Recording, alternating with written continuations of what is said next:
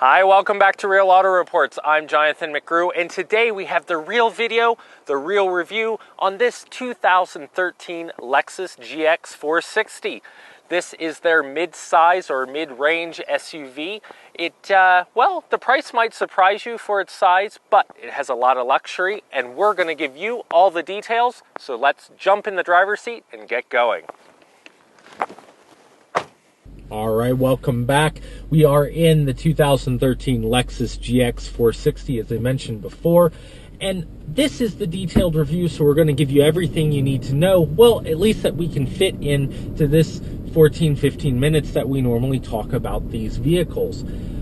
In my first impressions, I talked about real quick about the driving experience in this vehicle, and now that I've put several hundred miles on it, driven it for well over a week now here, taken it on the road up to, 160 miles round trip in one day, what I can tell you is that this vehicle has great power. 4.6 liter V8 engine, all of the VVTi, all that stuff controlling the valve train. You can listen to technical people about that. What is important to know from an experiential point of view is that 301 horsepower in this SUV with 7-passenger seating means that you still feel like you can get out of people's way and you can really drive. And that's really important in a vehicle like this. When I step on the gas, look at that. It is just full power, crisp shift, and we're right at 45 right there. 0 to 60 is not as important in SUVs as it is in some of the other fun sporty cars. But this vehicle really does give a nice impression of power and capability and still handling. I find the handling in this vehicle really quite good. You know, as we turn the corner and we go around things, you don't feel like it's giving you a lot of sway. And I've got it in the middle suspension setting. So we're covering the motor. We've got a 6-speed sequential shift. Well, sequential. Basically, it's got a 6-speed automatic transmission with the sport shift mode, which is a sequential type of shift pattern because you're going forwards and backwards. It gives you a lot of fun and flexibility in this vehicle. Pair that with the adaptive suspension on this, where you can go from a comfort mode in the shocks to a middle, which is a mid-range comfort sport blend, and then the sport mode where it'll firm up the suspension. And you really do notice the differences in this GX 460. In fact, I have to say that when I'm driving by myself, the sport mode, because of how this vehicle handles, is really my favorite. When I have people in the vehicle, I tend to find that that middle setting, whatever that blend is probably the nicest. What my passengers said to me when I had them in the vehicle is that comfort mode in the back made them feel very kind of bouncy, a little too soft and springy. In fact, when you would hit aggressive bumps in the road, you would feel the back end kind of bucking a little bit, bucking and broncoing a little more than we're used to in a lot of these vehicles. Now, I don't know if that's really because this vehicle hasn't been redesigned since 2009. That's the last big redesign on the GX model lineup. In fact, 2002 was the first model year of the GX, and then we've seen that run until 2009, and now we're at 2013. So 4 model years in to the redesign, and we're wondering if they're going to redesign it again. But if you're watching this review, you probably don't care because you want to know if you should buy a 2013 or maybe even a 14. And will there be any big changes? None that we've heard of. This vehicle seems to be staying status quo because in 2013, they already added a bunch of great options to a lot of the Toyota and Lexus lineups. Like we have push-button start in this 2013, which is a great option. You've got the full in-dash navigation with the touch screen, all your climate control and everything, your redundant controls underneath. You have this nifty hidden drawer here so that you can switch your, or hidden door, I should say, this switches for the radio and the channel disc changer and all of that.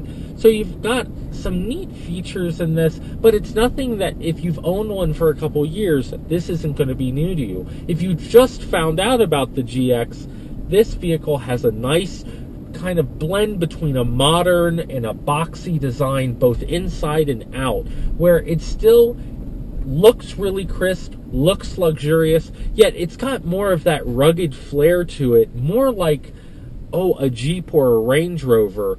And I think that's really the market this GX 460 is going after, is that Range Rover market. You've got height adjustable suspension as well as the comfort settings, so you can lower this down for entry. What Range Rover Sport we tested and our videos have commented on several times is that accessible mode, if you will, where if you have shorter people or you just need more ease getting in and out, you won't have to climb as far over the steps that are already integrated into this vehicle. Then for some light duty off-road, you can lift it up to make sure you clear the rocks and you don't damage those same integrated running boards. Because, well, let's face it, this vehicle is really meant to do in-town duty. But if you needed to do more than in-town duty because you're an athletic or outdoor-minded individual, this GX 460 is not going to let you down. Now, in our real first impressions, we kind of made fun of the fact that they call this full-time four-wheel drive. Well, we called it full-time all-wheel drive. Well, what's really the difference? Well, that's a good question, because it starts to get really muddled in these vehicles. Is it full-time four-wheel drive? Yes, in the sense that it is always driving four wheels, so then it really is like an all-wheel drive. The question is it switching back and forth and giving you full rear-wheel drive or front-wheel drive at some time? And the answer is probably not, and that's why they call it full-time four-wheel drive. You have two settings here. You have for high, which they call H4, a little bit backwards in the nomenclature most people use, but H4, and then you can push it and put it in L4, which is your 4 low. That's why it's beeping at me. Now I'm going to put it back into 4 high or H4, because that's what you drive in all the time, which indicates that this vehicle is always powering all four wheels.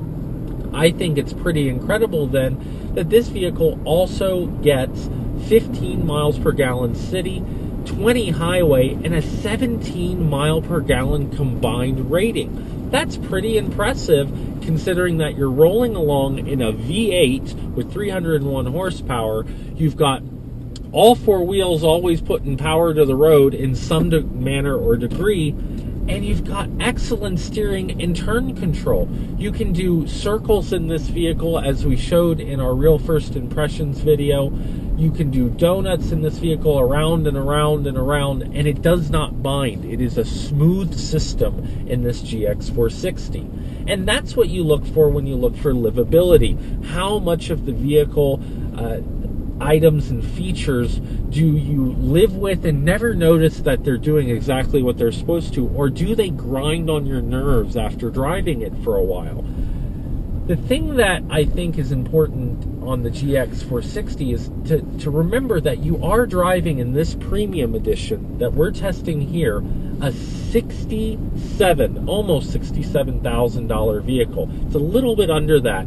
This has most of the premium option groups. You've got the Mark Levinson sound upgrade, you've got your full in-dash navigation, you've got park assist front and rear, the cameras, power folding mirrors, which yes, you can fold while you're driving, but great for tighter garage spaces and parking on the street down in the city, because this will roll up to an urban situation really nicely. In fact, you could take this to a nice dinner in the city, just like a Range Rover, and you would get the same kind of respect and cachet from the valet as other Lexus, Mercedes, BMW, and Audi vehicles.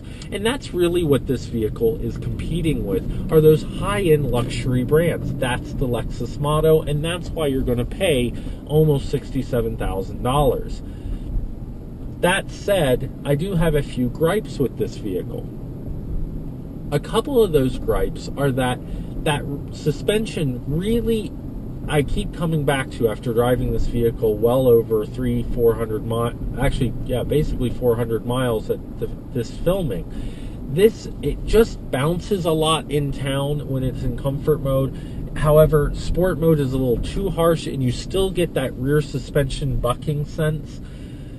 That said, I don't know if that's just the age of the vehicle, but it's something that would really grind on me if I had to drive this vehicle daily. Because I noticed while I was moving things and putting stuff in the back that it just didn't give me that sense of confidence that everything in the back was safe, because you could hear it jumping off the floorboards because of the way the suspension was handling it. Not something I've experienced in, say, like a Toyota Highlander. And the Highlander is a very nice vehicle in the Limited at the top of the range, where you get a lot of the features you're getting on this Lexus, but they're not the same car. So what does that all mean? Well, it means you need to take it for a test drive and see if it bothers you like it. I noticed it. I guess bother is a strong word, but I noticed it, and it made me question whether it was something that I wanted to live with. That aside, there are a lot of great features that I'll talk about coming up next.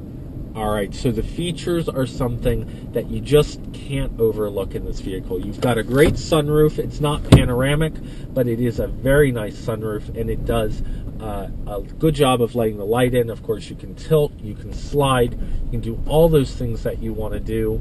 You've got the power folding mirrors that I talked about. While not auto, like when you lock the doors, they don't fold like they do on the LS 460, or I'm not sure if they do it on the LX 470, but they should. So that's my opinion on this. You don't have the rear door opener because this is a swing gate, not a lift gate. But you do have a neat feature in that the rear glass pops and opens because it is a swing gate. And I guess they thought that they needed to add a quick access feature. So that's not something we see a lot on the SUVs anymore. It was very popular in the 90s and into the early 2000s. But anymore, in the last 5 years or so, that feature has really died. Other things that this vehicle has is adaptive cruise, so you can set the cruise. I just, I mentioned this in the LS460 too. I just don't find the adaptive cruise in the Lexus as smooth as some of the other vehicles. I find it very aggressive on the brakes. I think that has to do with some of the issues that Lexus and Toyota have had over the years with just stopping and concerns around that. But it does work. It's just not really pleasant in heavy traffic, which is really where you like to use an adaptive cruise system, is when the traffic patterns are kind of slowing and speeding up and slowing. You're fully paying attention, but you don't want to have to keep modulating back and forth. And if it'll keep that preset distance, that's a nice feature to have. So check that out too if you drive one of these. See if you can get it out on the highway with your test drive. Something else that it has is the lane departure assist. It also has, traction control. And another feature we don't see on a lot of vehicles anymore, the headlight washers. It's got headlight washers, which is something that's great if you're in a mucky environment or lots of snow or mud or off-road a little bit more than others, or drive on dirt roads a lot. It has heated and cooled front seats, or heated and ventilated, and it has heated second row. Now remember, this is a 7-passenger, so it does have a third row, and it's a power folding third row that you can access both from the right passenger side wheel well and from the rear left side of the pillar, and we'll show you that coming up next. All right, so in the back we mentioned that third row, and one of the things I wanted to show you is how that works. So right up here on this pillar you have switches, and when you press them you get this automatic up and unfolding of the rear third row. It's pretty cool. It doesn't go as fast as you might like, but it really does save the back. So we like that. And then one of the things we have to show you is that then the headrests pop up. It's not bad. Now, when you put it back down, you actually have, as you can see, a lot of cargo room and ties and a power port that is an actual plug. Pretty cool features from the back here. Okay, so those are a lot of the features of this vehicle. I've talked about the height adjustment, the driving experience, the power, the 4.6 liter V8. There's just a lot in this vehicle. And the end question I come down to is this vehicle $67,000 worth? And I guess that's a personal opinion. In mine, I think I like this vehicle, but I think that suspension really makes me question whether I would pay that much as opposed to paying a similar amount for the Range Rover Sport. And that's quite a statement. Range Rover Sport. So then it comes down to, do you need 7-passenger seating? If you do, this is going to be a hard vehicle to beat unless you're looking at, say, not a lot comes to mind except the big GL Mercedes. So keep that in mind. Well, I guess there is the big Q7 Audi, and that might be a really nice vehicle if you like something that is sporty to drive. Make sure you cross-shop the competition, but Lexus does a good job with this vehicle, and we hope to see a refresh real soon. We'll have this wrap-up coming up next. So that's the real review on the 2013 Lexus GX 460. You know, the funny thing about this vehicle is that it hasn't been redesigned since it was redesigned the last time in 2009. But it was only introduced in 2002, so it's fairly young in the Lexus brand. However, it really probably needs a refresh because people are used to seeing them. But the question is, are you going to wait for a redesign or do you need a vehicle today? If you need a mid-size luxury SUV today, the 301 horsepower in this 4.6 liter V8 is great. It gives you good power, good feeling out on the road. You feel like you can merge into traffic, even here at a mile high where we are in Colorado, here at Real Auto Ranch.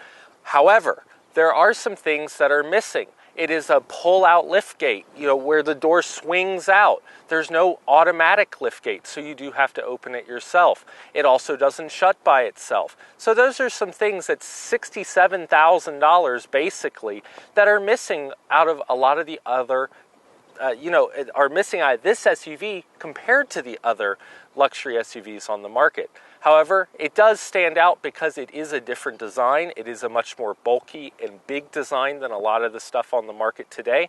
And it has great luxury features that we've covered in this review. So it's really one of those equations you have to weigh for yourself. And at 15 miles per gallon city and 20 highway, it actually does pretty good on the fuel economy for such a big engine. Well, that's what we think. We think that maybe a redesign is in order, but if you're buying today, it's worth the consideration to see if you like it. One last thought is that we really think the suspension could use some work because no matter what mode you're in, it just really kept coming to our mind that it was bouncing rear passengers around in an unpleasant way. However, Lexus is always known for their service, so you always have that on your side, and you'll always get great service from the Lexus dealer. I'm Jonathan McGrew. This is Real Auto Reports from Real Auto Ranch. We'll see you down the road for more real videos and more real first impressions videos. See you down the road.